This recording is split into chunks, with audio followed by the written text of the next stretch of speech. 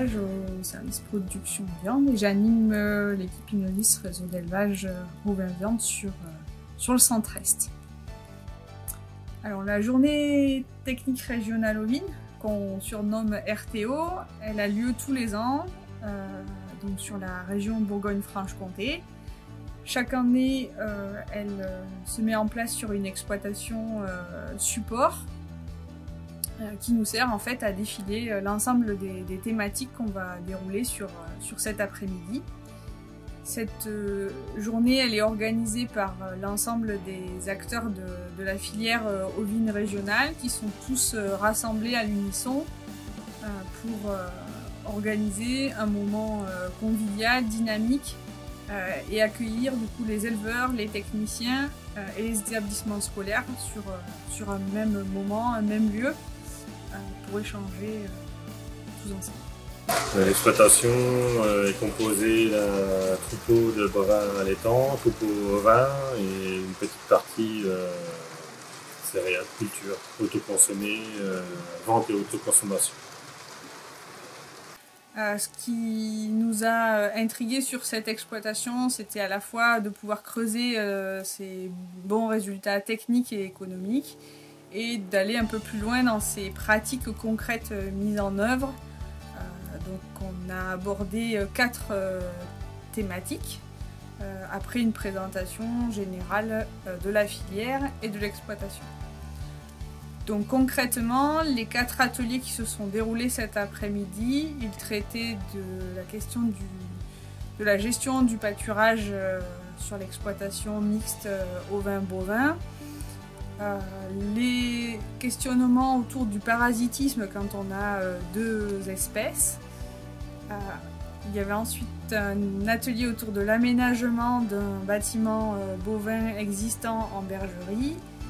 Et le dernier atelier autour de l'intérêt de produire ou d'acheter ces annuelles de renouvellement. Le but c'est pas trop pour nous, c'est plus pour si justement ça pouvait apporter quelque chose si ça peut aux visiteurs, promouvoir tant un mieux.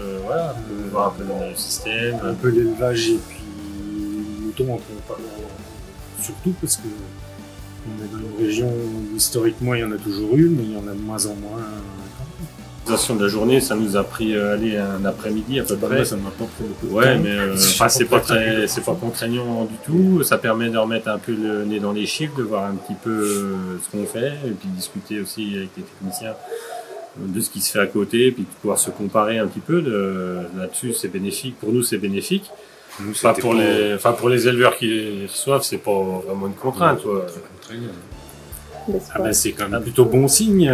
Oui, Si, c'est très bien, je pense. Mais c'est pas un trop mauvais système quand même, c'est économique. Ouais, c'est écologique en même temps, parce qu'on n'a pas beaucoup de consommation, pas beaucoup d'engrais, pas beaucoup de concentré. On vise un peu l'herbe, on vise beaucoup l'herbe. Oui, c'est quand même assez écologique, c'est un peu dans l'air du temps, malgré que ça soit un système très ancien. Le mot-clé pour la mixité, c'est l'organisation. Tout est cadré, les agnelages, les vélages, en fonction de la pousse de l'herbe. Et il y a une très grosse organisation qu'on ne voit pas non plus, surtout ce qui est la gestion des tris des agneaux derrière. Et ça, c'est hyper important quand on veut se lancer dans la mixité. Des connaissances en plus, j'ai appris qu'on pouvait mélanger le bovin et le ovin, qu'il y avait des avantages à ça, que le ovin ça coûtait pas cher en production, on n'avait pas besoin de beaucoup de financement pour y arriver. Et c'est un bon projet pour une ferme plus tard. Aussi comme Fabien, je savais qu'on pouvait mélanger les espèces, mais je ne savais pas les avantages et les inconvénients. Donc on voit qu'il y a beaucoup plus d'avantages quand on est bien équipé avec des anciens bâtiments, des prés à disposition pour ça.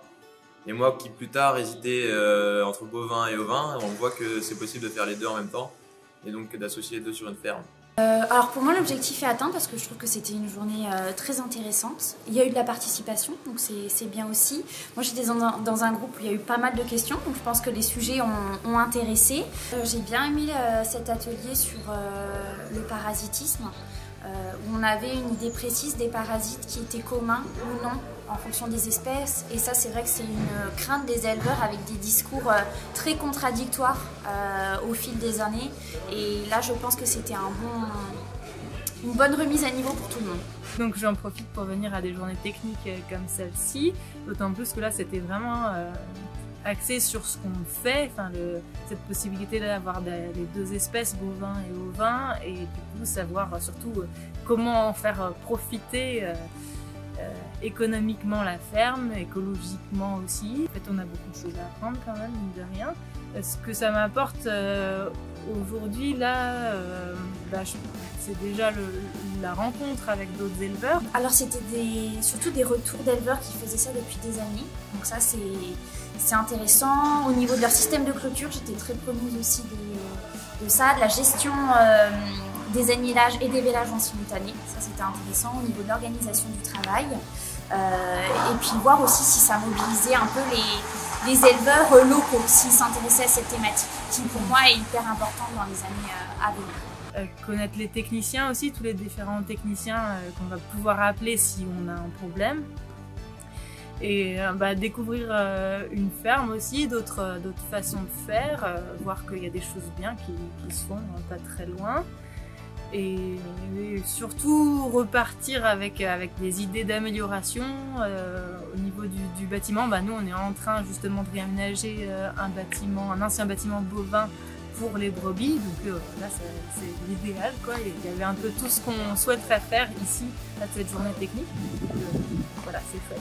Je suis sûre de repartir avec des bonnes idées. Il va falloir bosser derrière, mais ça devrait être bon. Donc la RTO, elle est organisée par l'ensemble des techniciens ovins de la région, que ce soit techniciens issus de chambres d'agriculture, de coopératives, du GDS, des OS, des instituts techniques et animée par la Chambre régionale d'agriculture Bourgogne-Franche-Comté.